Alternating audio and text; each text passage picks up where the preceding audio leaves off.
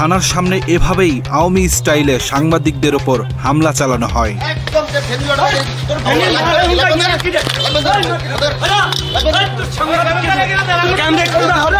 ঘটনার সূত্রপাত বুধবার বিকেলে চাঁদপুরের ফরিদগঞ্জ থানার ভারপ্রাপ্ত কর্মকর্তা শাহ আলমের বিরুদ্ধে ঘুষ নেওয়ার অভিযোগে মানববন্ধন করে ফেনীর নুসরাত জাহান রাফি হত্যা মামলার সাজানো আসামিদের পরিবার। 16 জন আসামিকে ফিরিয়ে নিঃশঙ্কভাবে তাদেরকে ফাঁসিয়ে দিয়ে 16টি পরিবারকে রাস্তায় নামিয়ে দফায় দফায় টাকা নিয়ে লাখ লাখ টাকা হাতিয়ে দিচ্ছে। আমরা এখানে থানার সামনে দাঁড়াইছি, ব্যানার নিয়ে কিছু লোক নিয়ে আমাদেরকে নৃশংসভাবে কোনো কথা বলার সুযোগে দিন।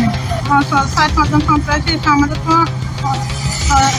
হামলা করতেছে, আমাদেরকে ওরা গালিগালাজ দিতেছে, আমাদেরকে বলছে এখান থেকে চলে যায়, এখানে কোনো দাঁড়াতে পারবি না। মানববন্ধন শুরু হবার কিছুক্ষণের মধ্যেই একদল সন্ত্রাসী তাদের উপর হামলা চালায়, এতে বেশ কয়েকজন আহত হয়। এ সময় বাংলা এডিশন সহ কয়েকটি গণমাধ্যমের ক্যামেরা ছিনিয়ে নেয় দুষ্কৃতকারীরা। সিভিল ড্রেসে আয় আঙ্গো ব্যানারটারে সিডিবিটি হালাতে আঙ্গর ধাক্কায় ঢুকায় মহিলাদের করে আমাদের হাতে একটা ব্যাগ ছিল, ব্যাগে 2টা ফোন ছিল, পেনটা নিয়েছে আমাদের জুতো মোতা সিডি সব সরকার করে ধাক্কায় মহিলা উন্নত তদন্ত করে দেখবেন। আমরা এই পিবিএস আলামের বনস্কুর আমরা বিশ্বাস চাই, উন্নত তদন্ত চাই, কিন্তু এই লোকগুলো তাড়াতাড়ি করে গ্রেপ্তার করবেন। আমাদের একটা মোবাইল ছিল, ওর ধরা খাওয়ার পরে ওই মোবাইলটা শাহ আলমের কাছে ছিল।